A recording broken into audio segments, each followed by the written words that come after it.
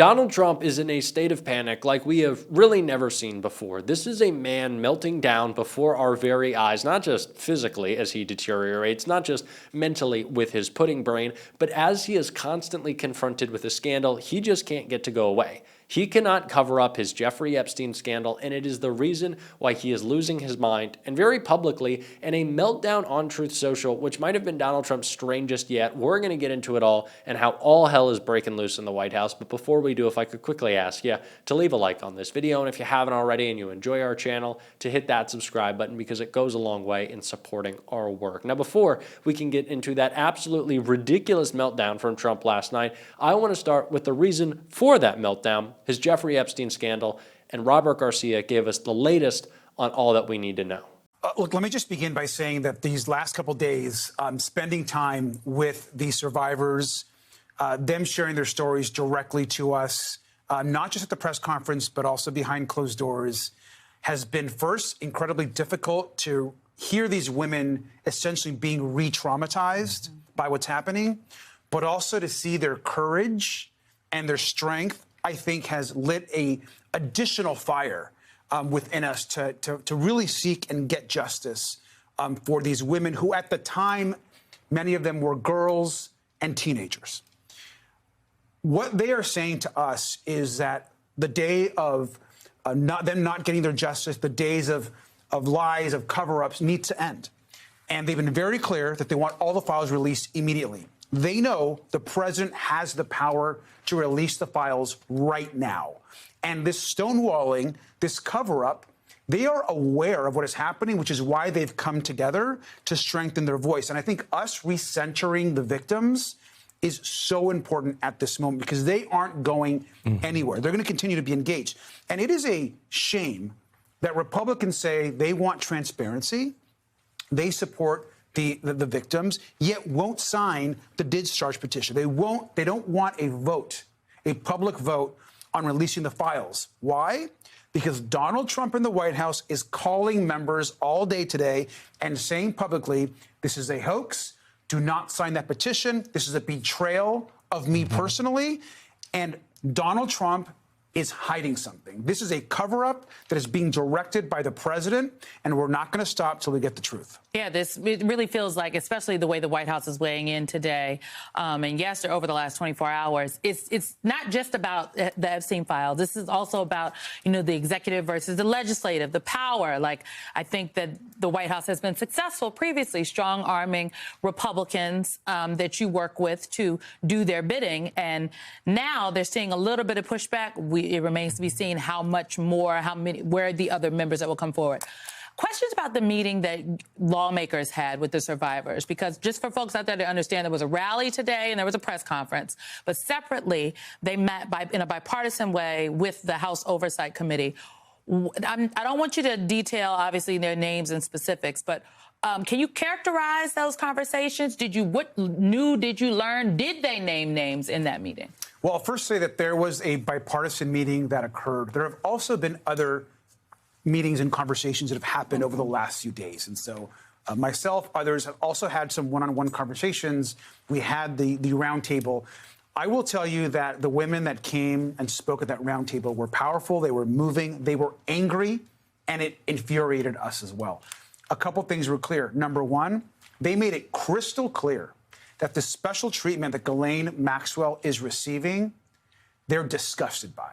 And they want the president to reverse, and they know that she should deserve no additional support or pardon or being moved to some country club facility. And so they made that clear. They all said that she was a monster, that she was a sexual trafficker, and that she herself caused violence to them.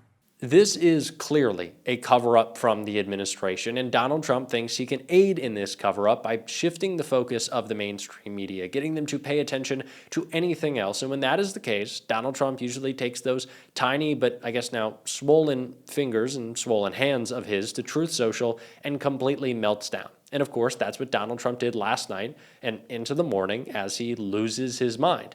But what's so great about when Donald Trump melts down now is there's a lot of Democrats prepared to respond. Gavin Newsom was one of them, but let's take a look at this nonsense. Trump wrote on Truth Social, as previously mentioned, we are giving serious thought to taking away Rosie O'Donnell's citizenship. She is not a great American and is, in my opinion, incapable of being so. Trump also posted this photo of Gavin Newsom with a Trump 2028 hat. Of course, Newsom responded with this AI additive image of Donald Trump where he's looking a little rough around the edges. The clapbacks from the Gavin Newsom press account will always be welcomed on this show. And honestly, I don't even know if that's a fake image of Trump. That could be, considering what we've seen out of his cankles. If they go to his face, that could be a pretty accurate image. But it's also important to keep in mind that Epstein is not the only thing that has Donald Trump panicking. He is worried about the fight that is coming to him all over the place. And that includes in New York City, where Donald Trump is currently working to help Andrew Cuomo defeat Zoran Mamdani. He is trying to give out sweetheart deals, once again to Eric Adams in the form of a position in his administration. The Republican Curtis Sliwa, he wants him to drop out of the race. He is trying to set Andrew Cuomo up for a one-on-one with Zoran, which of course Zoran Mamdani would still come out the victor, but Donald Trump thinks he can shape this race. Zoran spoke to Chris Hayes all about it. You know we have been supporting him since the beginning of this campaign. We got to push him across the finish line, and how we're going to do that, Zoran broke down right here. I think it's outrageous. And I think oftentimes in a race such as this, it's tempting to think of this solely in the question of how does this impact the race? But this is an affront to our city's democracy. This is an affront to the values that make so many of us proud to be Americans, that we could choose our own leaders, not that our leaders pick themselves or their friends. And we're seeing in this time when Donald Trump has taken snap from hungry New Yorkers, has passed legislation that would throw millions of New Yorkers off their health insurance, that we have Democrats in Andrew Cuomo and Eric Adams working with this administration to try and subvert the will of Democratic primary voters right here in New York City. Is there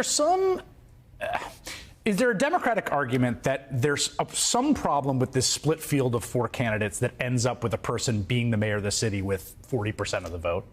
Like, is there, because we have, we had the ranked choice voting in the primary, which I think is an important thing. You've now got this very weird situation where the next mayor might win 35, 40% of the vote. And there's a question about what that would mean for that mayor's representative ability in the city. Yeah, I don't think any of those questions are motivating Donald Trump. That's fair. Thinking about the actions that they take. And I think that if this was just a question of am I going to face three candidates or one candidate, I wouldn't have concerns. I'm just as confident of beating Andrew Cuomo today as I was yesterday. My concern, however, is what these so-called leaders are willing to give up in the name of securing power. That is why so many New Yorkers are turned off by our politics, because they see no relevance of their struggles in the conversations that are taking place. There's reporting over the summer that there was a phone call between Donald Trump and Andrew Cuomo, previously undisclosed, reported by the Times August 6th, that Trump spoke about the race directly with Cuomo, an old associate and foil, according to three people briefed on the call who were not authorized to discuss it. Andrew Cuomo denies that they talked about the race. Is your read on this situation that Trump is pulling for Cuomo? Absolutely. And I think Trump is making that very clear, that this is his choice for mayor of New York City. It's Andrew Cuomo. And he's willing to use every single tool and tactic at his disposal to try and assist Andrew Cuomo in that same pursuit. And what we're seeing right now is to offer and consider positions for two candidates in this race to try and make this one-on-one. It shows just how threatened he is by what our administration would be, which is a fulfillment of the thing that he ran on but has since betrayed, which is a promise of a more affordable life for Americans. For people that are watching this that consider themselves, Democrats are sort of in the big tent, right? And say they're in the big anti-Trump coalition, okay? They've known Andrew Cuomo as a known quantity for a long time.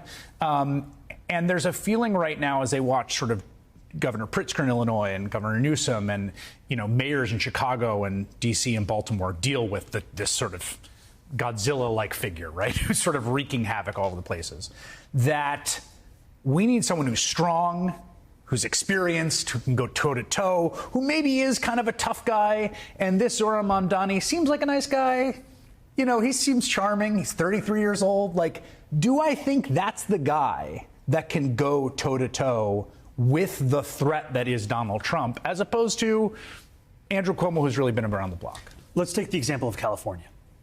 When Donald Trump deployed the National Guard to California, one of the key ways in which they responded was working together with the mayor of LA, the governor of California, the attorney general, all coming together to file a lawsuit that a judge just yesterday found that deployment was illegal. Can you imagine Andrew Cuomo working with the Attorney General of this state, whose endorsement I am proud to have, Tish James, the Governor, Kathy Hochul, to work together to fight Donald Trump when he's spoken to Donald Trump more than he's spoken to Kathy Hochul over the course of this race? This is a man who believes in nothing other than his own power. And he spent so much of the primary saying he was best positioned to fight Donald Trump. He's now spending the general saying he's best positioned to work with Donald Trump.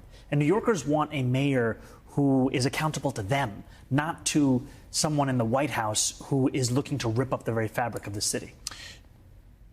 Being New York mayor, to me, strikes me as probably the hardest job in American politics after president. I mean, I really like, and it's basically your job for everyone to hate you, essentially. You know that, right?